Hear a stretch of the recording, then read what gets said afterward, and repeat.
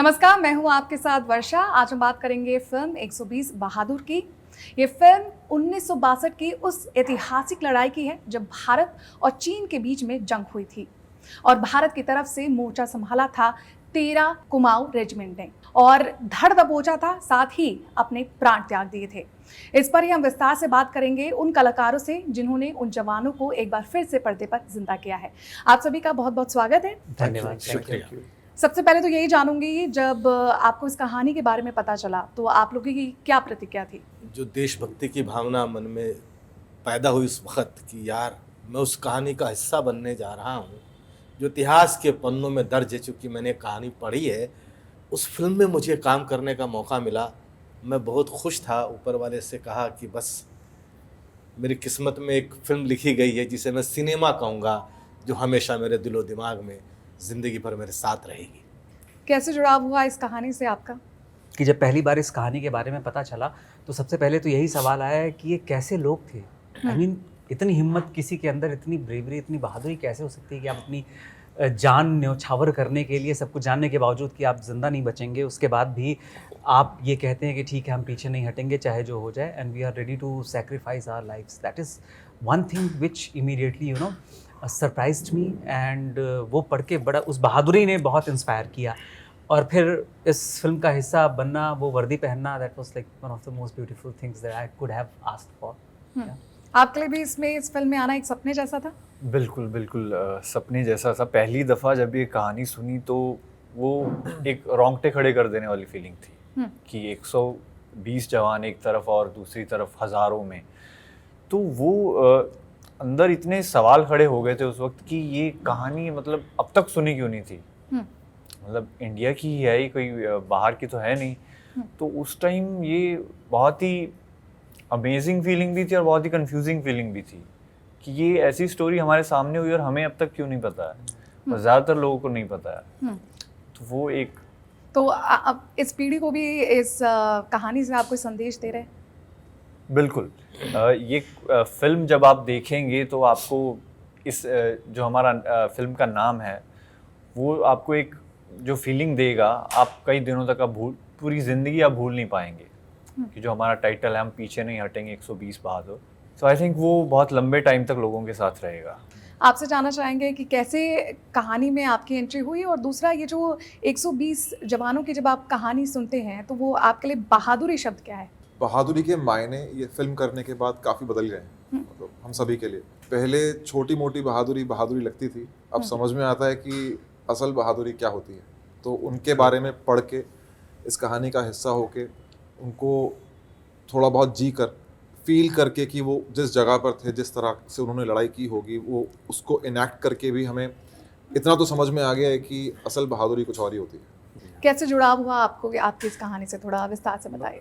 मेरे ख्याल में हम सबका इमोशन जो इन्होंने बताया, मेरा भी सेम इमोशन था। जो उसने या इसने बताया वो सेम इमोशन हर किसी का वही था कि यार ये कैसे लोग थे जो ऐसे लड़ गए, ऐसे मर गए, और जिनको पता था कि हम नहीं बचेंगे, फिर भी उनके पास ऑप्शन होने के बावजूद उन्होंने कहा कि हम पीछे नहीं हटेंगे। सो ये एक जज्बा जो था, ये इसके साथ जुड़ाव हुआ सबसे पहले, और यही हैरानी वाला पॉइंट था कि ऐसे कैसे कोई कर सकता है।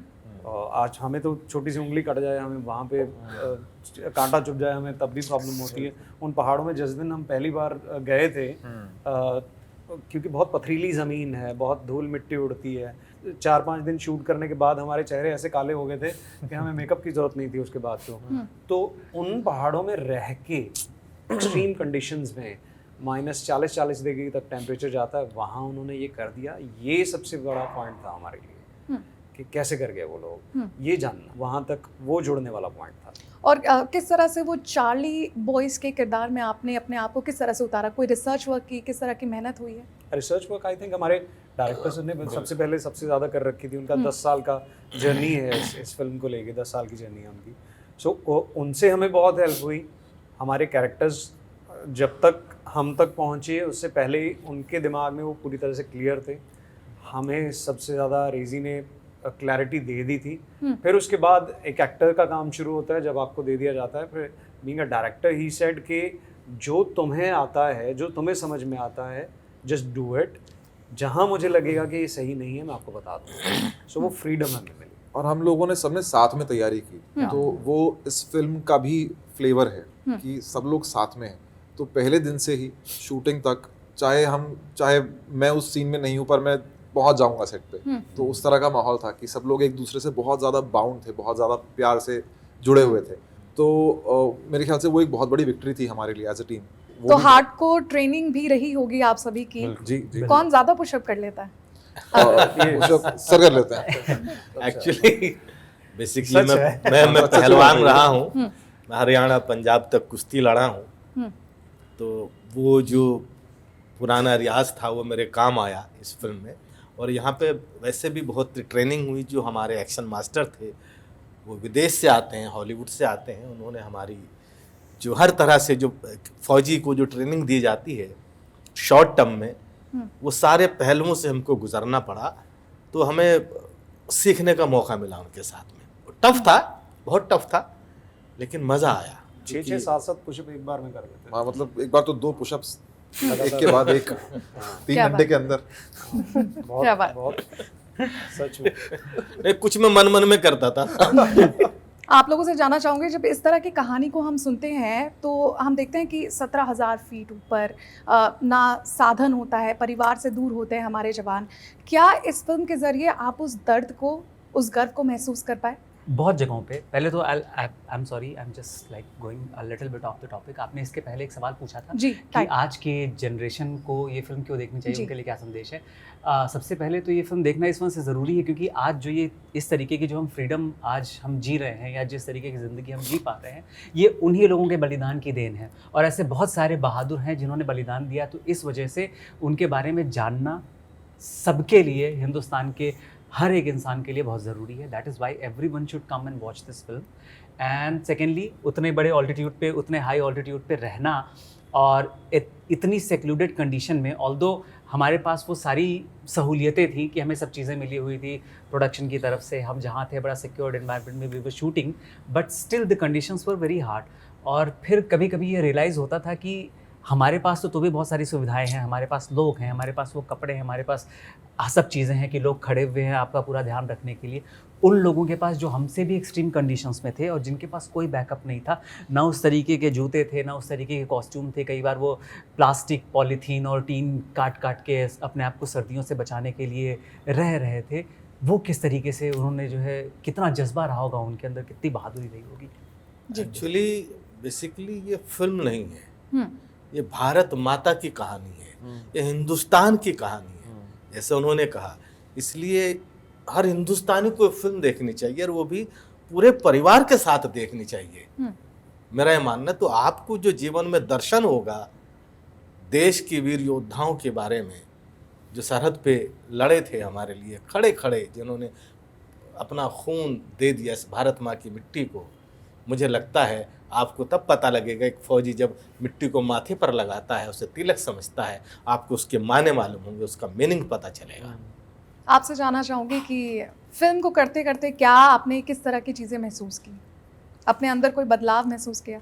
फिल्म की शुरुआत एक्चुअली जब शूटिंग से करीब 4-5 महीने पहले हो गई थी, जब हमारी रीडिंग स्टार्ट हुई। इम्प्रोवाइज़ करते थे, बहुत सारे सीन लिखे गए, रिजेक्ट हुए, फिर लिखे, कुछ नए किए गए। फिज़िकल ट्रेनिंग हमारी स्टार्ट हुई, तो वो एक बॉन्डिंग बनानी शुरू की थी हमने, क्योंकि रेजी सर ने हम सबको यही बताया था कि उनको वो ब्रदरहुड चाहिए, कि जो स्क्रिप्ट में है अगर वो ब्रदरहुड दिख गया तो मतलब कहानी हो गई, तो कहानी पहुंच जाएगी फिर दर्शक तक। तो किसी का भी फोकस अपने कैरेक्टर पे नहीं था कि मेरा कैरेक्टर क्या है, मेरा सीन कितना है, मेरा छोटा है, मेरा बड़ा है, बट वो ब्रदरहुड पे फोकस था सबका। और वो आई थिंक फिल्म शुरू होने से पहले तक बहुत अच्छे से रम गए थे हम सब लोग उसमें। और तो फिल्म तो कैसे शूट हुई वो पता भी नहीं चला, कितनी जल्दी सेट पे हम स्क्रिप्ट भी नहीं लेते थे, तो इतना अंदर जा चुकी थी कहानी पूरी, और इतना हमने साथ में पढ़ाई की थी सभी ने साथ में। तो उठते थे तैयार होके सीधा सेट पे, और क्या सीन है वो सीन की तरह लिया ही नहीं गया, बस आज वो मोमेंट जीना है जाकर। तो हर किसी की वही साइकी थी सेट पे। ऐसा लगता था कि हम बॉर्डर पे जा रहे हैं। बिल्कुल बिल्कुल फौज वाली पूरी फौज वाली जी, थी। जी। और हर कोई ना बहुत खुश होता था दूसरे को अच्छा परफॉर्म करते देख Yes. के। कोई अपनी परफॉर्मेंस पे फोकस नहीं कर रहा था, everybody was focusing on each other.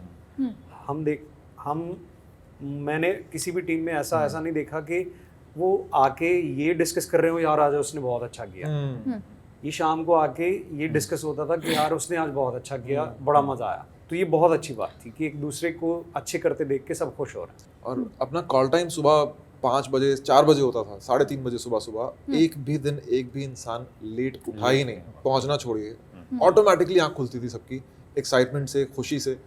चाहे उस दिन काम हो या ना हो, सब लोग उठे होते थे, नाश्ते पे नीचे मिलते थे, साथ में जाते थे। तो ये पहले मैंने कभी एक्सपीरियंस नहीं किया है और मुझे लगता भी नहीं बहुत लंबे टाइम तक करने वाला। जिस दिन शूट नहीं होता था उस दिन हम ज़्यादा दुखी होते थे, उस दिन एक्चुअली लगता था कि हम सेट पे क्यों नहीं हैं। और सबको बेस्ट ऑफ लक बोलने नीचे होते थे, आते थे सुबह 5 बजे, आज मेरा शूट नहीं है तो उसको हग करके ऑल द बेस्ट भाई, ये बोलने के लिए दूसरे लोग रहते हैं। तो ये मुझे लगता है one of the best example है। सेट पे भी रहते थे ना मोस्टली, जैसे हम तीनों का सीन है, इन दोनों का नहीं है, but they will be there. कोई सीन दोपहर बहुत पे ही रहेंगे। दिल से जुड़ा, दिल से कोई जुड़ा। इमोशनल रहा, कोई सीन ऐसा जिसके बारे में आप बताना चाहें? मैं अपना बता दूं, मैं कई जगह जब मौजूद नहीं हूं, जब दूसरे के मरने का सीन है, लेकिन जब वापस आके मुझे सुनाया जा रहा है, मेरी आंखें भर रही हैं होटल में बैठे बैठे। सो ये सारा जुड़ाव था। ये एक्चुअली हुआ। एक सीन के बारे में मैं बोलूँगा, सीन नहीं बताऊँगा, बट ये ज़रूर बताऊँगा कि एक कैरेक्टर की डेथ हुई और उस सीन में हम बहुत सारे एक्टर्स थे जो उस वक्त वहाँ पे मौजूद नहीं थे, ये कहीं पीछे थे। वो खबर सुनने के बावजूद हमने वो देखा नहीं सीन, हम उसके पोस्ट सीन में थे। We were literally crying because of that camaraderie, वो जो बॉन्डिंग, जो दोस्ताना एक हम लोग के बीच में बना हुआ था, और वो बहुत देर तक हम रोते रहे सिर्फ ये खबर सुन के कि यार वो जो है आज उस कैरेक्टर चला गया। की डेथ हो गई। एक्चुअली मैं थोड़ा सा दिगर विचार रखता हूँ इस विषय को लेकर के। मुझे लगता है कि कोई मरा नहीं, किसी की डेथ भी नहीं हुई है, सारे अमर हुए हैं। बिल्कुल।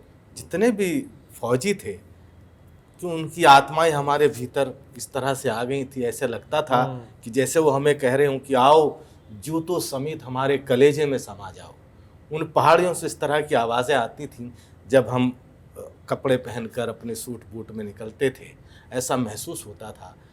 तो ये कहना मेरे हिसाब से गलत है कि मर गई या डेथ हुई, कोई नहीं मरा है, ये सारे लोग अमर हैं। बिल्कुल। और ये अमर गाथा है बेसिकली। इस अमर गाथा को मैं बहुत एक्साइटेड हूँ, इसलिए मैं बार बार कहता हूँ कि ये अमर गाथा है। जैसे हमारे यहाँ सत्यव्रत कथा कही जाती है, या रामायण का जिक्र होता है, महाभारत का जिक्र होता है, सत्यनारायण की पूजा होती है। इस फिल्म को उसी तरह लीजिए कि ये 120 बहादुरों की अमर गाथा है। इसको ज़रूर देखिए और परिवार के साथ में देखिए, मेरा ये मानना है। तो मुझे लगता है कि आप जब सिनेमा हॉल से निकलेंगे 1000-2000 रुपया खर्च करके, आपको लगेगा यार इसके लिए तो 1 लाख खर्च करना भी कम था, और आप घर पे इतना सारा कुछ लेके जाएंगे जो ज़िंदगी भर आपके साथ रहेगा। अच्छा, फिल्म के लोकेशन के बारे में थोड़ा बात कर लेते हैं। क्या ये वहीं पे शूट हुआ है जहाँ पर ये युद्ध हुआ था असलियत में? रिजान? जी नहीं? एग्जैक्टली वो जगह नहीं, वो काफ़ी ज़्यादा हाइट पे है। हम ऑलमोस्ट उसी हाइट पे थे, लेकिन थोड़ा कम थे। थोड़ा पहले थे और हम उस जगह पर थोड़ा प्रोडक्शन बहुत मुश्किल है, जहाँ बॉर्डर पे ये एक्चुअल रिजांगला वो सेंसिटिव एरिया है थोड़ा, Sensitive मतलब sensitive close to area border है। क्लोज टू बॉर्डर है। तो हम लेक के पास थे, हम जहाँ लॉजिस्टिकली चीज़ें लेके जाना, बहुत सारे 400-500 लोग हैं वहाँ पे, उनको लेके आना, लेके जाना, होटल्स, ये सारी चीज़ें, तो ये सारी चीज़ों का ध्यान रखना पड़ता है। तो हम उस एरिया में थे जहाँ लॉजिस्टिकली थोड़ा इजी रहता है। थोड़ा सा उससे पहले थे, क्योंकि वहाँ पे उस जगह पे एक्चुअली वो एक तो सेंसिटिव लोकेशन जैसे उन्होंने कहा, परमिशन एक्चुअली परमिशन, और दूसरी बात वहाँ पे इतने होटल्स, इतने एकोमोडेशन और इतना लॉजिस्टिकली जो है पॉसिबल नहीं था शूट करना। पहले प्लान था वहाँ पे शुरुआत में कि अगर हो जाता है तो वहाँ पे करेंगे, बट बाद में ये हुआ कि थोड़ा सा पहले जहाँ पे थोड़ी बस्ती है, जहाँ पे थोड़ी जगह है लोगों को एकोमोडेट करने की। फिर भी हम बहुत सारे लोग बहुत अलग अलग जगहों पे थे, क्योंकि वहाँ पे इतने एकोमोडेशंस के ऑप्शंस पॉसिबल नहीं नहीं है, था। पॉसिबल नहीं है। अच्छा, इस फिल्म के थ्रू कोई ऐसे जवान की कहानी जो आपको बहुत प्रेरित की हो? क्या हर एक जवान की research? कहानी, सभी की every single person, I mean किसी की कहानी के बारे में आप बताना चाहें, चाहे अपने ही किरदार के बारे में कि वो किस दौर से गुजर रहा था, फिर भी वो सरहद पर था और अपने देश के लिए लड़ाई लड़ रहा था। आई थिंक यही हम बता रहे थे कि हमने अपने किरदार पे ऐसा ऐसा स्पेशली ध्यान दिया नहीं।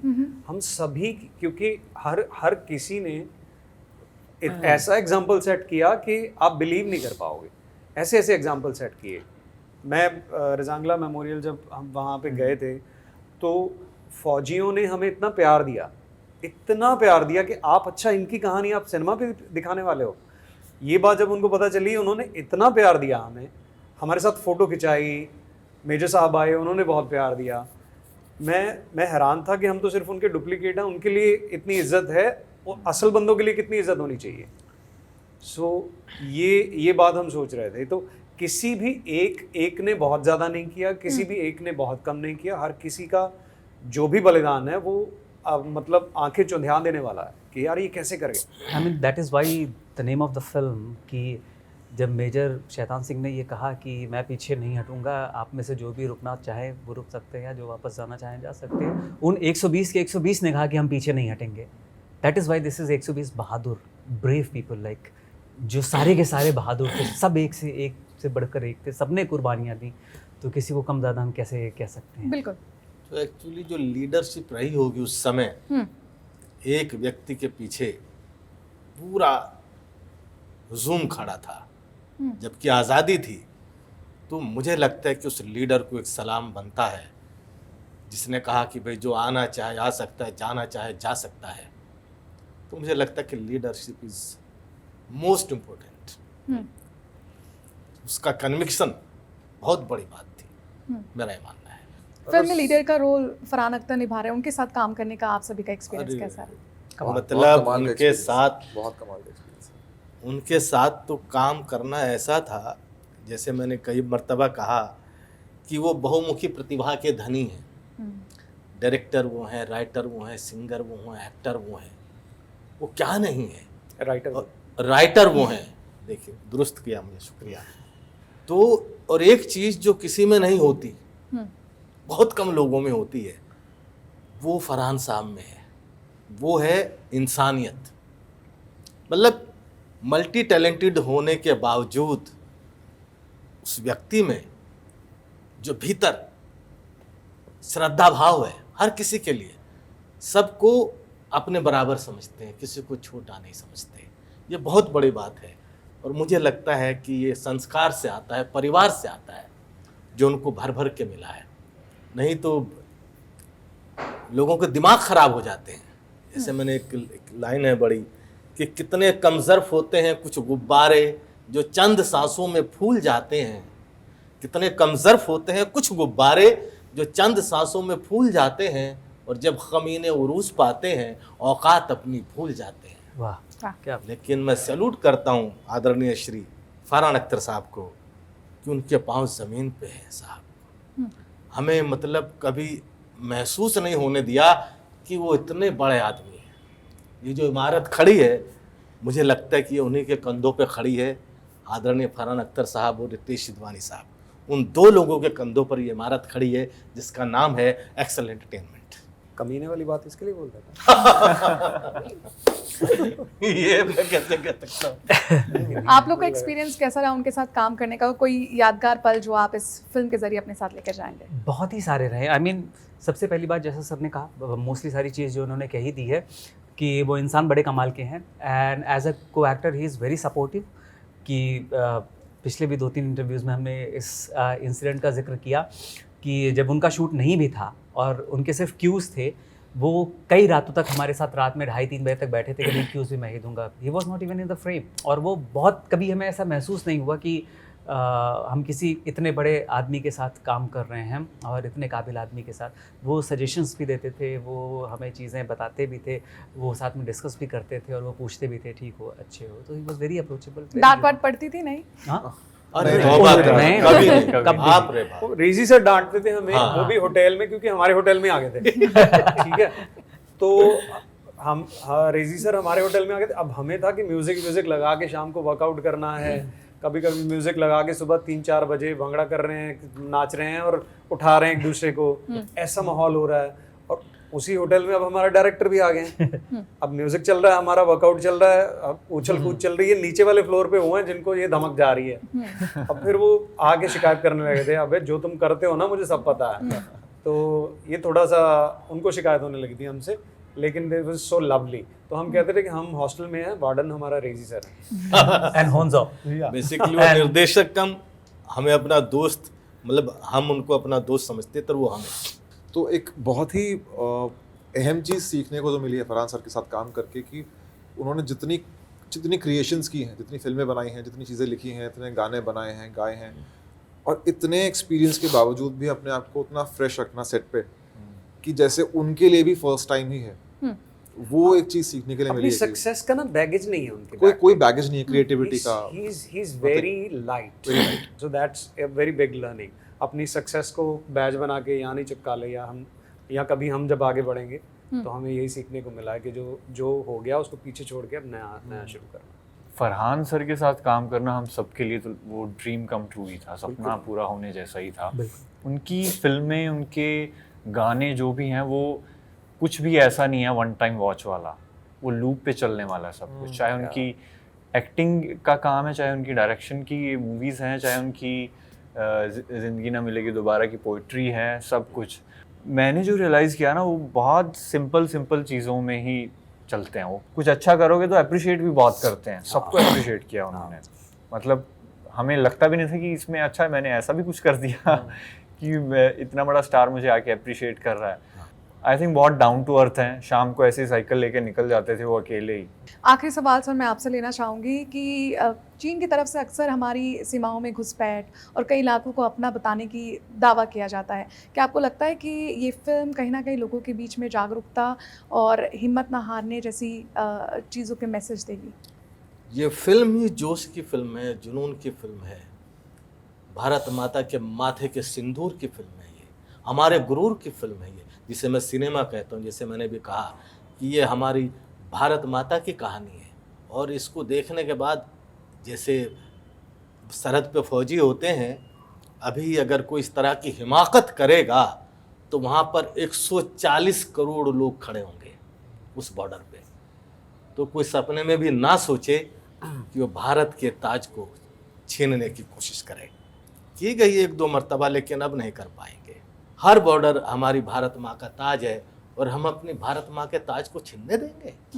सवाल नहीं उठता, पैदा ही नहीं होता है। हमसे बातचीत करने के लिए आप सभी का बहुत बहुत शुक्रिया। Wish you all luck.